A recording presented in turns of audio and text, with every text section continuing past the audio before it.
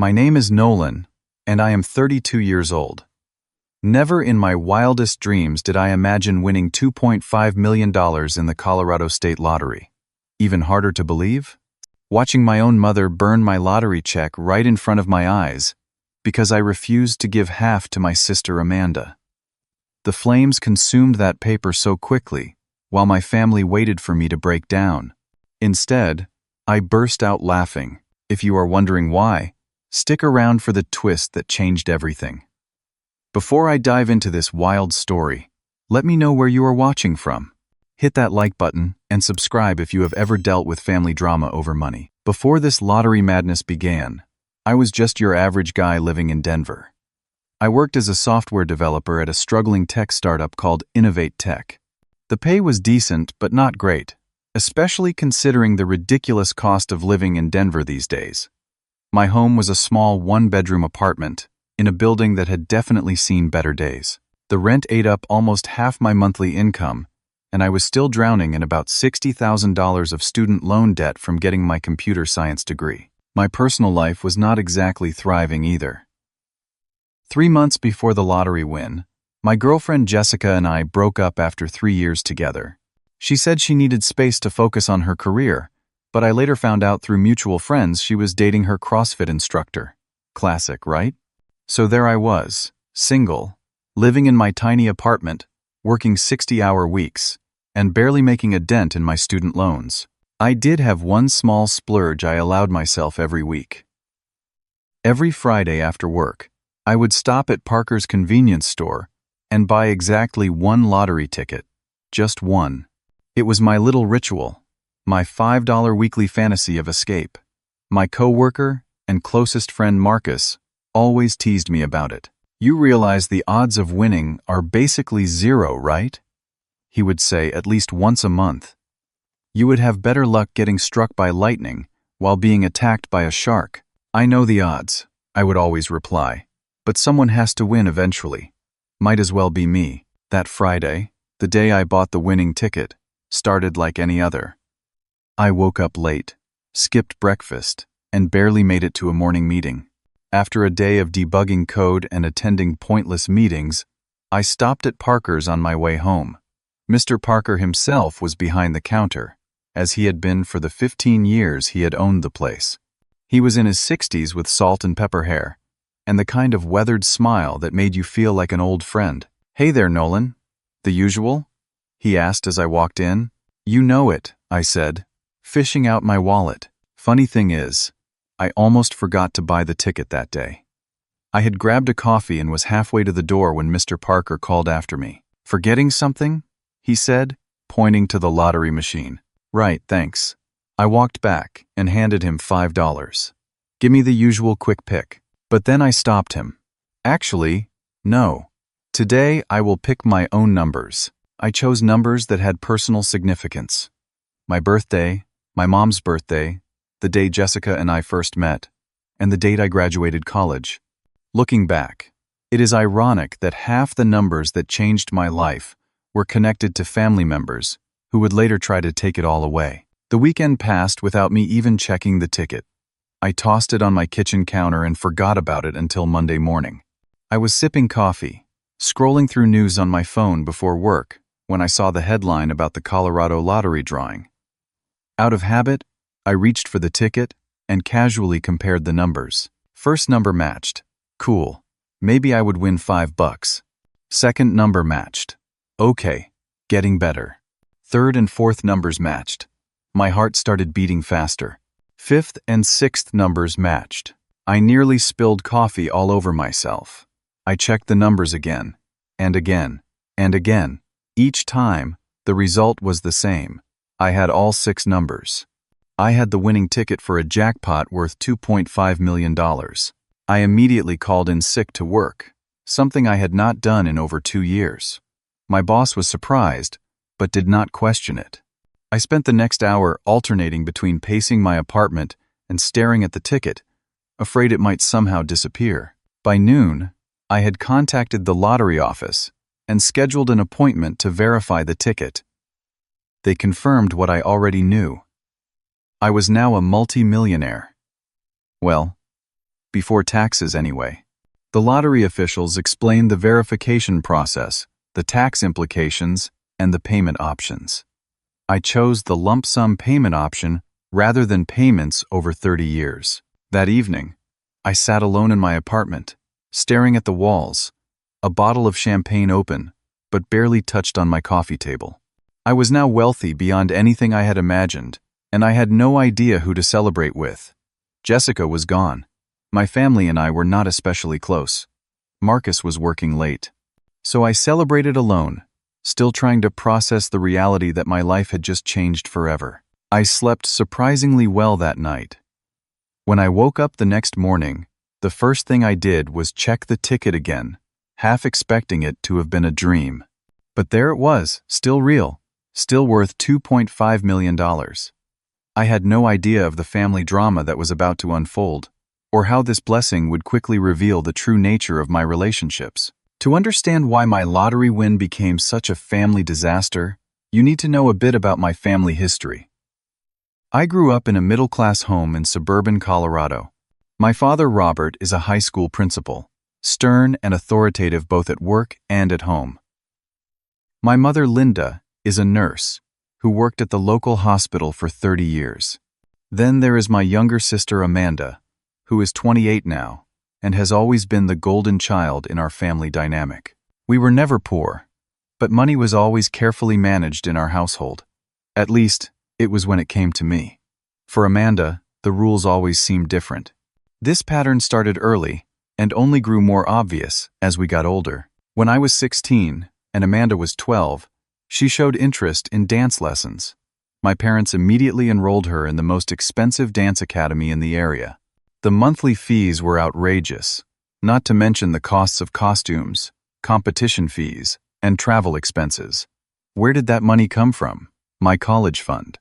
My parents explained that I could always get scholarships or student loans when the time came, but Amanda's dance talent needed to be nurtured now. That set the pattern for the next 15 years. When I graduated high school, I worked 2 jobs to put myself through college while taking out those loans my parents had so casually mentioned. Meanwhile, Amanda went to a private university, with our parents covering most of her expenses. They explained that her degree in communications was more demanding than my computer stuff, so she could not be expected to work while studying. When Amanda got married to Tom 5 years ago, our parents spent $30,000 on her dream wedding. When I pointed out that they had given me a $100 gift card when I graduated with honors, my mother said, "Weddings are different, Nolan. This is a once-in-a-lifetime event for a young woman." Just last year, Amanda and Tom decided they wanted to buy a house. Despite both having decent jobs, they did not have enough saved for a down payment. My parents loaned them $60,000, which Amanda casually mentioned at Sunday dinner would probably be forgiven eventually. Sunday dinners were a family tradition that somehow persisted despite the tension. Every week, we would gather at my parents' house for a meal that inevitably included subtle reminders of how different Amanda and I were treated. Christmas and birthdays followed the same pattern. Amanda would receive thoughtful, expensive gifts, while I would get gift cards or practical items like socks and razors. The most frustrating part was not even the money itself. It was the excuses. Every time Amanda overspent, missed a bill payment, or needed financial help, there was always a reason why it was not her fault. The economy was tough. Her boss was unfair. The car needed unexpected repairs.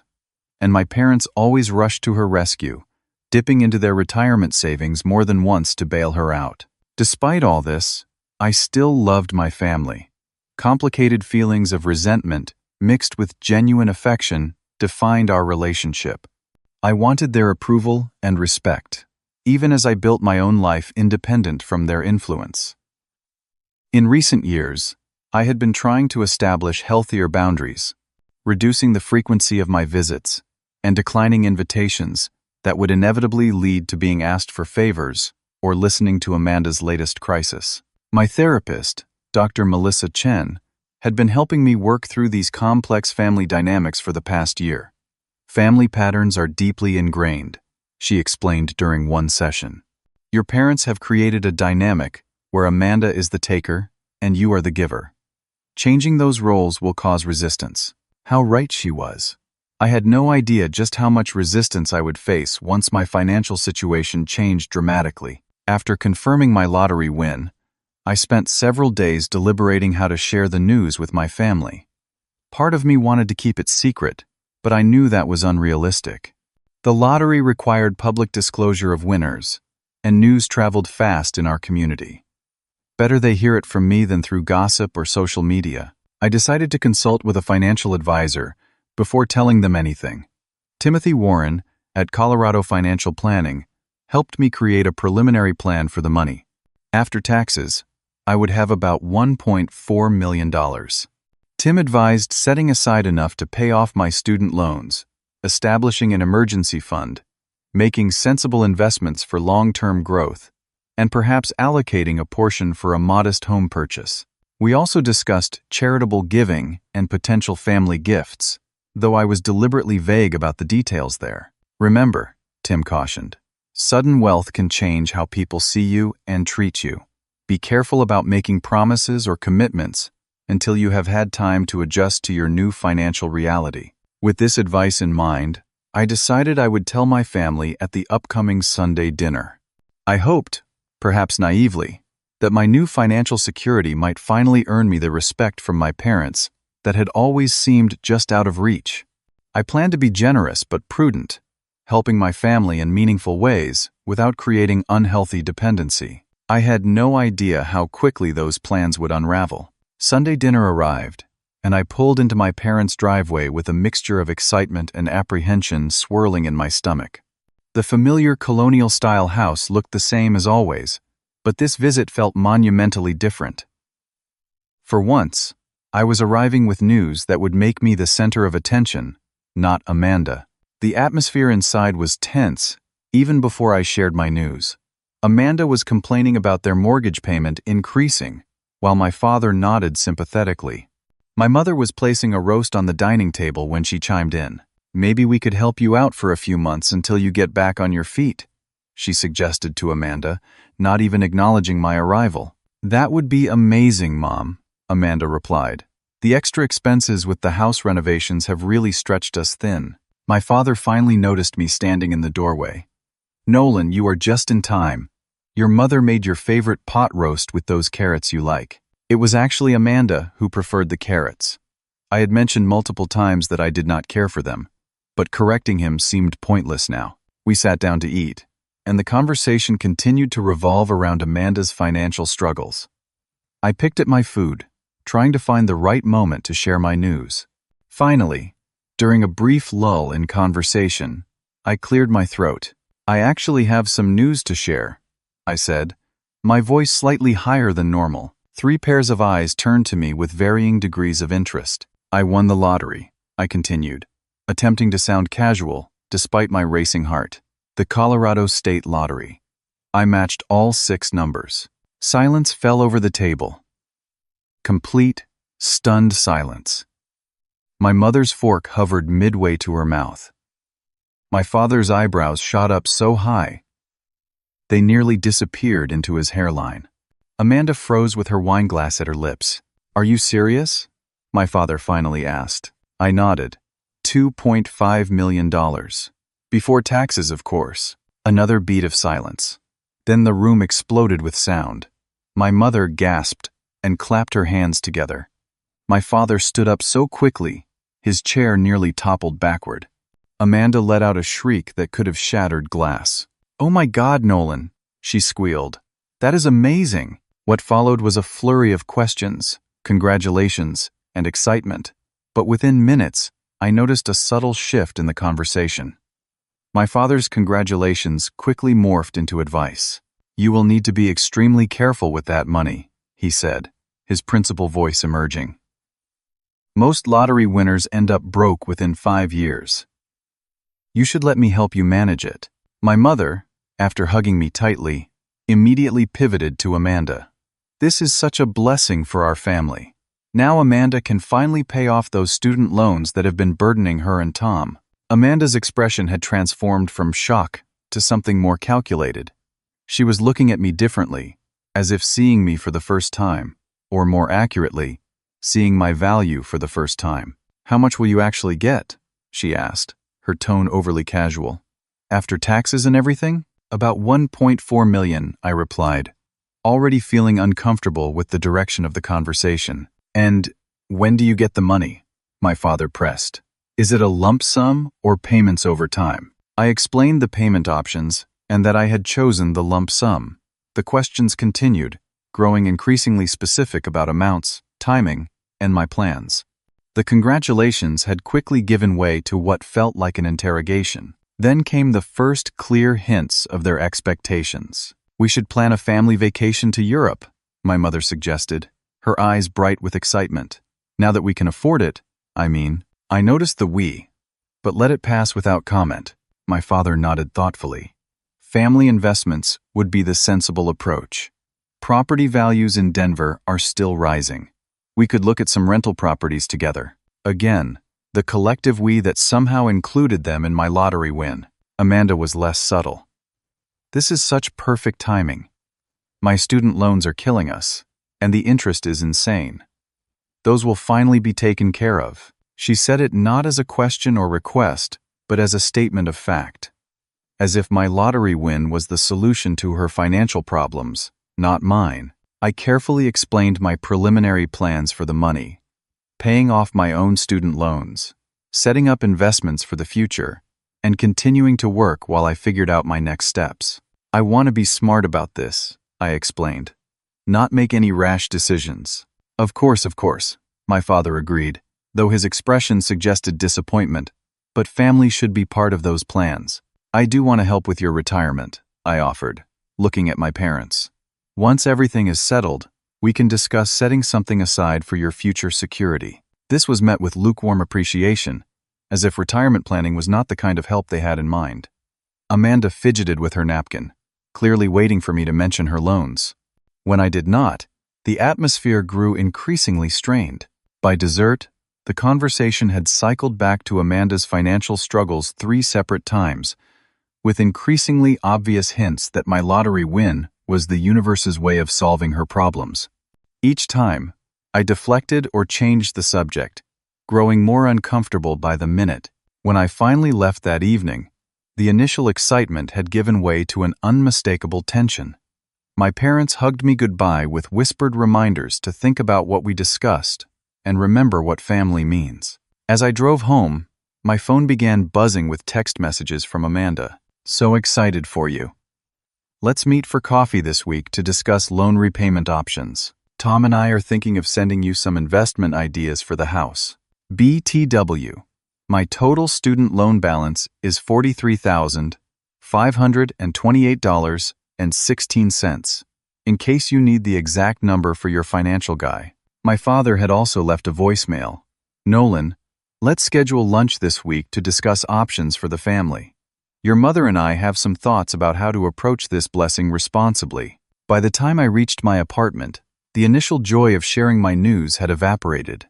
I called Marcus, the only person I trusted to give me unbiased feedback. "They are already treating your money like a family piggy bank," he said after I recounted the evening. "You need to establish boundaries now, or this will get ugly fast." "They are still my family," I said, though without much conviction. "And you can help them if you want to," Marcus replied. "But on your terms, not theirs. This is your win, Nolan.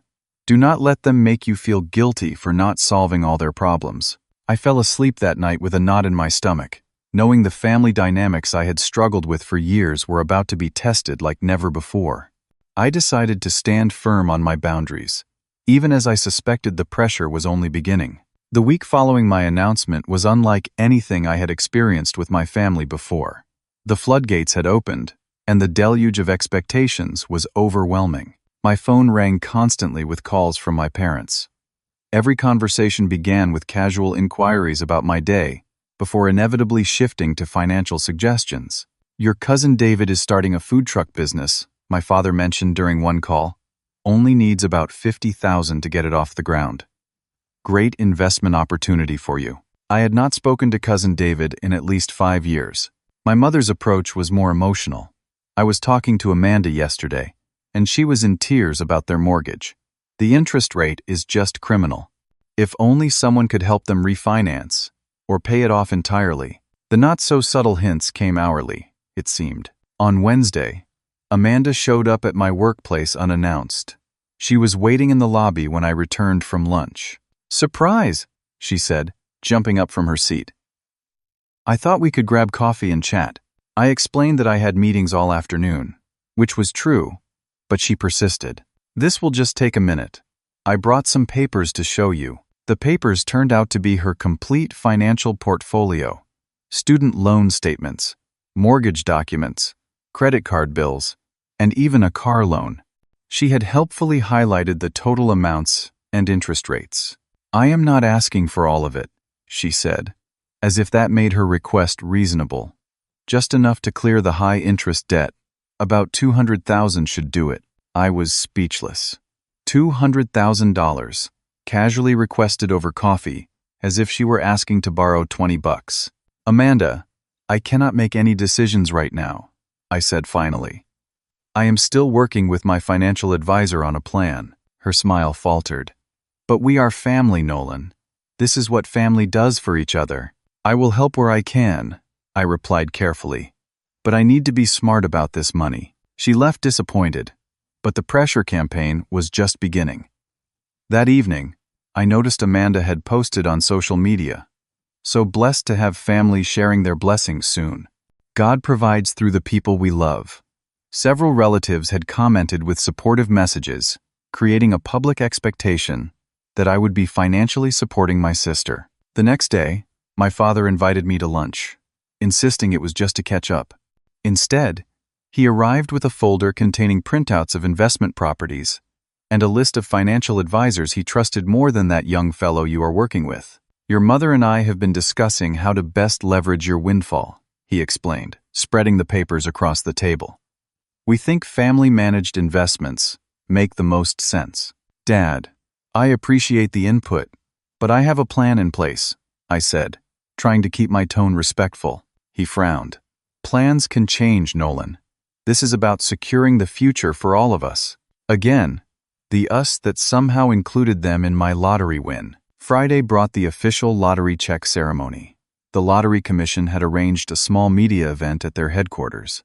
I stood awkwardly holding an oversized ceremonial check while cameras flashed.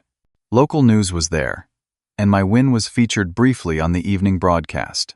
The lottery officials explained the actual payment process. The ceremonial check was just for photos. The real money would be transferred electronically to my account within the next business week.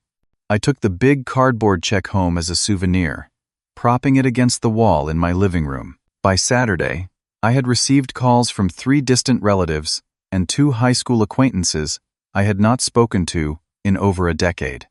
Word had definitely spread. Each conversation included thinly veiled references to their current financial challenges and questions about my plans for all that money. The real showdown came Sunday morning. I was still in pajamas, drinking coffee and reading news on my tablet, when my doorbell rang insistently. When I opened the door, I found my parents and Amanda standing there, all with unusually serious expressions. "We need to talk," my father said, pushing past me into the apartment. Amanda followed, and I noticed she was filming everything on her phone. "Just documenting this family meeting," she said when she saw me looking. Through the window, I could see Amanda's husband Tom waiting in their car in the parking lot. Backup, I thought grimly. Once inside, my father took charge in his principal mode. He stood in the center of my living room and delivered what sounded like a prepared speech about family obligations and responsibilities. "Family takes care of family," he said solemnly.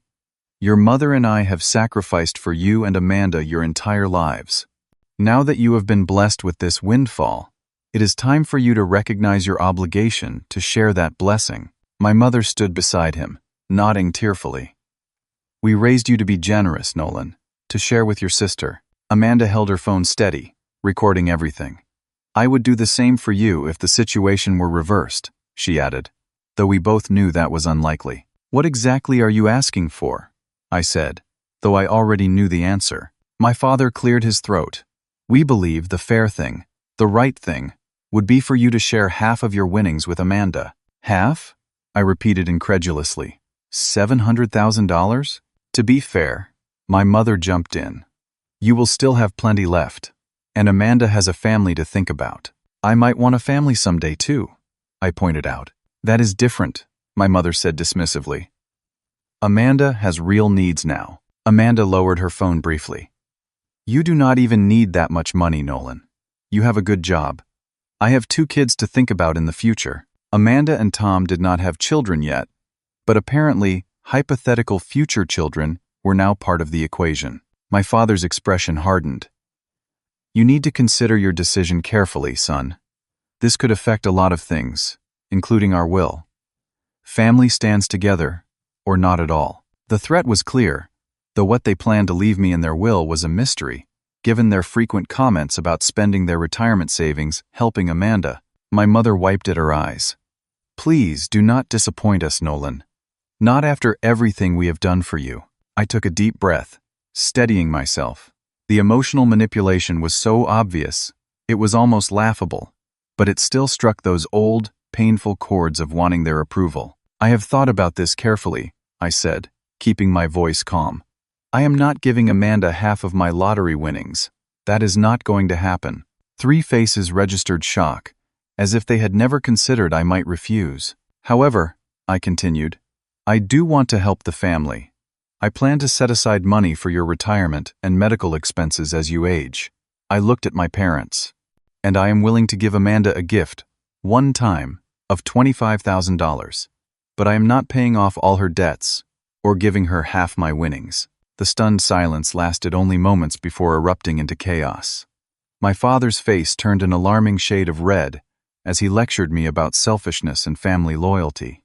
My mother alternated between crying and expressing her disappointment in the son she had raised. Amanda had stopped filming and was furiously texting someone, presumably Tom. If this is your final decision, you will regret it, my father said at last, heading for the door. We raised you better than this. My mother could barely look at me. I have never been so disappointed. Amanda's parting shot came as she followed them out. Nice to know what you really think of family. Hope you enjoy your money all alone. The door slammed behind them, leaving me standing in my living room, shaking slightly from the confrontation. Despite the guilt their words had triggered, I felt oddly certain I had made the right decision. This was my future, my security, my chance to build something for myself after years of struggling. That night, I barely slept. I replayed the confrontation in my mind, wondering if I could have handled it differently, if there was a compromise I had missed. But every time I considered giving in to their demands, something in me rebelled. This pattern of Amanda receiving everything while I got nothing had gone on long enough. The lottery win was mine, and for once, I needed to put myself first. Little did I know, my family was not finished. They had one more dramatic gesture planned, one that would backfire spectacularly and change our relationship forever. The next morning, Monday, I was awakened by my doorbell ringing repeatedly at 7:30. Groggily, I stumbled to the door, still wearing the t-shirt and sweatpants I had slept in. When I opened it, I found my parents and Amanda again, but this time their expressions were different. My mother's eyes were red and puffy, my father looked grimly determined, and Amanda had a strange, almost smug look on her face. Before I could speak, they pushed past me into the apartment. My mother immediately began sobbing dramatically. "How could you do this to your own sister?" she wailed. "After everything we have done for you," my father placed a comforting arm around her shoulders while fixing me with a disappointed glare. "Your selfishness has broken your mother's heart, Nolan." Amanda was once again filming everything on her phone. "I am documenting this for the family," she explained, though her tone suggested a different purpose. "It is 7:30 in the morning," I said, still trying to wake up fully. "What are you doing here?" "We could not sleep all night thinking about your decision," my father said. "This is not how we raised you. The Bible says the love of money is the root of all evil," my mother added between sobs. "I never thought my own son would choose money over family." I rubbed my face, trying to collect my thoughts. "I am not choosing money over family. I offered to help, just not in the way you demanded." $25,000? Amanda scoffed. That barely covers one semester of my student loans. It is insulting. As they continued berating me, my mother's gaze fell on the ceremonial lottery check I had propped against the wall after the photo ceremony. It was large, about 3 feet by 1.5 feet, with $2,500,000 printed in large text, along with the Colorado State Lottery logo. She walked over to it, her sobs suddenly quieting. "This is it?" she asked, lifting the oversized check from its place against the wall. "This is what you value more than your sister's well-being?" "Mom, put that down," I said, confused by the sudden intensity in her voice. My father moved to stand slightly between us as I tried to approach her. "Let her speak, Nolan. You need to hear this." Amanda adjusted her phone angle to better capture whatever was about to happen. My mother held the ceremonial check in front of her, her hands trembling slightly. "All my life, I have put my children first. I have sacrificed. I have gone without. And now, when one of my children needs help, the other refuses because of greed. It is not about greed," I started to explain, but stopped short when I saw my mother reach into her purse. She pulled out a lighter, the kind used for lighting candles. My confusion turned to alarm as I realized what she intended to do. "Mom, stop. You do not understand," I said, moving toward her. My father blocked my path. "Let her finish, Nolan. If you will not share with your sister, then you do not deserve this money," my mother declared, her voice suddenly steady. She flicked the lighter, producing a small flame. "Mom, seriously, stop." I tried to move around my father, but he grabbed my arm. With a dramatic gesture, my mother held the flame to the corner of the oversized check. The cardboard and paper caught quickly, flames spreading across the ceremonial check with alarming speed. "Mom!" I shouted, wrenching free from my father, but it was too late. The fire had already consumed a good portion of the check, and my mother defiantly dropped the burning cardboard onto my coffee table, where it continued to burn. "If you will not share, you will not get a penny," she declared, her voice thick with emotion, but also triumphant. My father nodded sternly. "Actions have consequences, son." Amanda zoomed in with her phone camera on the burning check. "Now you know how it feels to lose something important," she said, not even trying to hide her satisfaction. They all stood there, watching the ceremonial check burn on my coffee table, clearly expecting me to break down, to panic, to beg them to stop. The flames consumed the paper quickly, leaving charred edges and ashes on the surface of my IKEA coffee table. My initial reaction was shock, of course. The sheer audacity of what they had just done left me momentarily speechless. But as I watched the last bits of the check curl and blacken in the flames, something unexpected happened inside me. I started to laugh. It began as a small chuckle and quickly grew into full-blown, uncontrollable laughter. Tears formed in my eyes as I doubled over, struggling to catch my breath between fits of laughter. My family stared at me in confusion. This was clearly not the reaction they had anticipated. "Have you lost your mind?" my father demanded. My mother looked concerned and slightly fearful. "Nolan? Are you okay?" Amanda had lowered her phone, her expression uncertain. "Why are you laughing? We just burned your lottery check." I tried to speak but could not get the words out through my laughter. Finally, after several attempts, I managed to gasp. That was not the real check. Now it was their turn to look confused. "What do you mean?" my father asked, his authoritative tone faltering. I wiped tears of laughter from my eyes. "That was just a ceremonial check for the photos. It is not worth anything." Their faces were a study in dawning horror, as I continued to explain between residual chuckles. "The lottery does not give you $2.5 million as a paper check that you carry around," I said, amazed that I needed to explain this. "That big check was just a prop for the ceremony and photos. The actual money is transferred electronically, directly to my bank account." I pulled out my phone and opened my banking app, turning the screen toward them. "See? The transfer is already in process. The money will be in my account by Wednesday." The color drained from my mother's face as she stared at the phone screen, showing the pending transaction. My father's mouth opened and closed several times without producing any sound. Amanda had completely lowered her phone, and was frantically tapping at the screen, presumably deleting the video she had just recorded. But, my mother stammered, looking at the smoldering remains of the ceremonial check on my coffee table. You thought you could force me to share by destroying the check. I finished for her.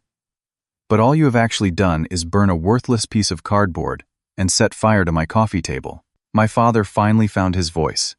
We were just trying to make a point, Nolan. We never would have actually destroyed your money. Of course not, I replied, not believing him for a second. You just wanted to scare me into giving Amanda half my lottery winnings. This is all a misunderstanding, Amanda said quickly, still deleting evidence from her phone. We were emotional and not thinking clearly. The three of them exchanged panicked glances, clearly realizing how badly their plan had backfired. Not only had they failed to destroy my lottery winnings, but they had revealed the true nature of their intentions in a way that could not be explained away. I think we should all calm down and discuss this rationally, my father suggested, shifting into damage control mode. Family disagreements happen, but we can work through this. My mother had moved to the kitchen sink and was wetting paper towels, presumably to deal with the small fire still smoldering on my coffee table. I will clean this up, she said, her voice small and embarrassed. I watched them scrambling to minimize what they had done, and something clicked into place inside me. For the first time, I was seeing my family with complete clarity. This wasn't about helping Amanda or family obligations. This was about control and entitlement, patterns that had defined our relationship for as long as I could remember. I would like you all to leave, I said, my voice calm but firm. They froze, looking at me with surprise. Nolan, be reasonable, my father began. We can talk this out. There is nothing to talk about, I replied. You came into my home and attempted to destroy what you thought was my lottery check to force me to give Amanda half my money. There is no explaining that away. We were upset, my mother pleaded. People do crazy things when they are emotional. Exactly, I agreed. And what you did shows me exactly how you really feel and what you are willing to do to get what you want. Amanda tried a different approach. Nolan, we are still family. Families fight, but they forgive each other. I may forgive you eventually, I said. But right now, I need you to leave. All of you. My father's face hardened. This is not how I raised you to treat your family. And burning my property is not how I expected my family to treat me, I countered. Please leave now, or I will call the police and report the attempted destruction of property and the actual destruction of my coffee table. The mention of police finally got through to them. My mother looked horrified, my father angry but resigned, and Amanda simply stunned that her plan had backfired so spectacularly. They gathered their things in awkward silence. As they headed for the door, my father turned back. This is not over, Nolan. When you cool down, we will talk again. It is over for now, I replied. And when I am ready to talk, I will contact you, not before. After they left, I sat down on my couch, looking at the scorched coffee table and the ashes of the ceremonial check. The apartment was quiet, except for the sound of my own breathing. I expected to feel sad or angry, but instead, I felt oddly liberated. For the first time in my adult life, I had set a firm boundary with my family and stood my ground. That afternoon, I called a locksmith and had my apartment locks changed. I blocked Amanda's number on my phone, at least temporarily. I did not block my parents, but I set their ringtone to silent. I also scheduled an appointment with Timothy Warren, my financial advisor, to discuss protecting my assets more securely. He recommended setting up a trust and suggested consulting with an attorney about potential legal protections. Family disputes over sudden wealth are unfortunately common, he explained. It is wise to create legal structures that protect your interests. As the week progressed, I moved forward with my original plans. I paid off my student loans, which felt like removing a massive weight I had carried for years. I made initial investments in a diversified portfolio, as Tim had recommended. I began researching neighborhoods for a potential home purchase. Something modest, but comfortable. Throughout this time, my phone buzzed regularly with text messages and voicemails from my parents, alternating between apologies, justifications, and renewed attempts to discuss family financial planning. I read and listened to them, but did not respond. I needed time and space to process what had happened and decide how to move forward. Marcus proved to be an invaluable friend during this period. He listened without judgment as I recounted the burning incident, offering support without telling me what to do. "They showed you who they really are," he observed. "Now you get to decide what kind of relationship you want with them, if any." His words stayed with me as I navigated the strange new reality of being both wealthy and estranged from my family. The money itself was beginning to feel less important than the clarity it had brought to my relationships. In a way, winning the lottery had been illuminating in ways I never expected. 3 months passed quickly. My life had transformed in ways both expected and surprising. I had purchased a comfortable 3-bedroom home in a nice Denver neighborhood. Nothing extravagant, but far nicer than anywhere I had lived before. My student loans were fully paid off, a liberation that still gave me a surge of joy every time I thought about it. With my financial advisor's help, I had established a solid investment portfolio designed for long-term security.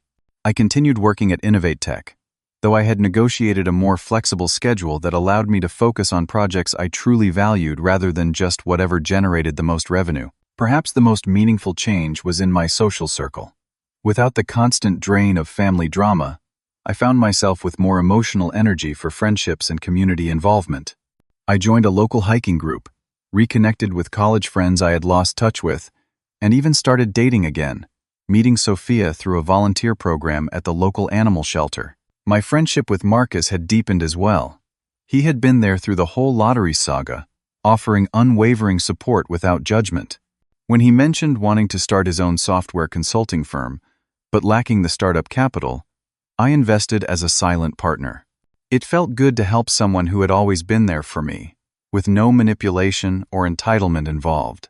Regular therapy sessions with Dr. Melissa Chen helped me process the family dynamics that had culminated in the burning incident. "What your family did was an extreme version of patterns that were already established," she explained. "The lottery did not change who they are. It just magnified existing behaviors." This perspective helped me move from anger to understanding, though understanding did not necessarily mean resuming the same unhealthy relationships. An unexpected source of wisdom came from reconnecting with my maternal grandfather, Grandpa Joe, who had always been somewhat distant from my parents. When I visited him at his retirement community, he shared insights that helped put things in perspective. "Your mother and her sister had the same dynamic growing up," he revealed. "Your aunt was always the favorite, always needed bailing out. History repeats itself if you do not learn from it." Through these conversations and my own reflection, I gained a new perspective on money and relationships.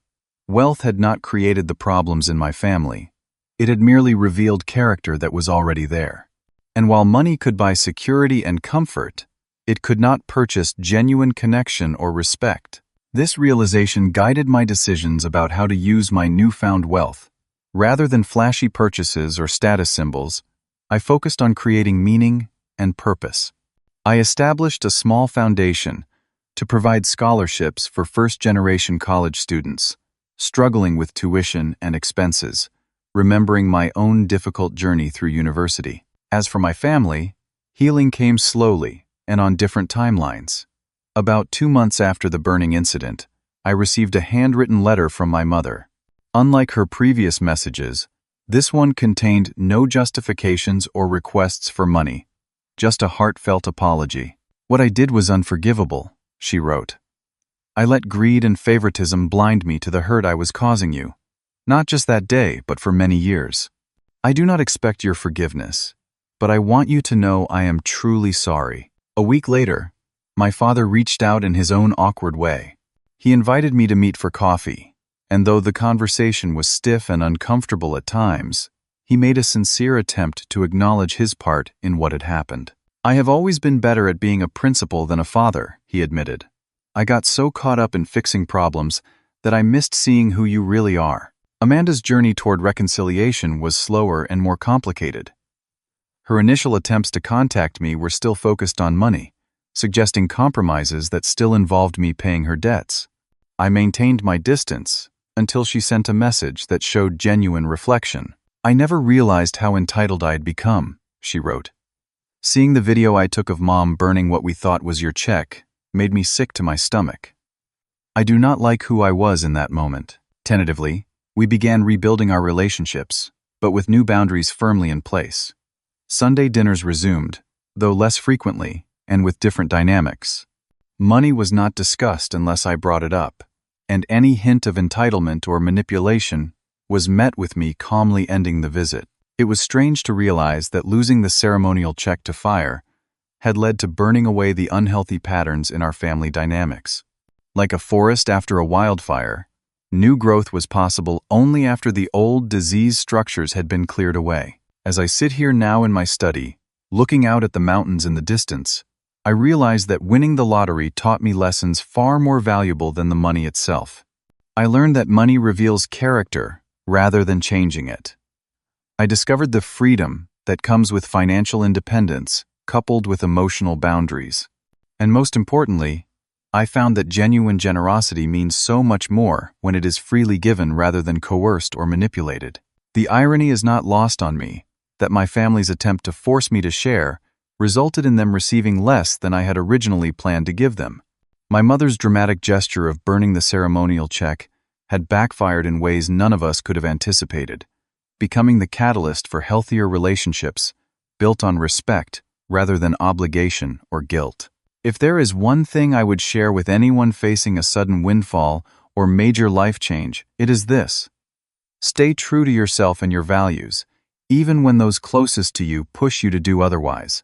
Real freedom comes not just from financial security, but from the courage to define success on your own terms and to love others without letting them control you. Have you ever had to stand your ground with family over money or important decisions?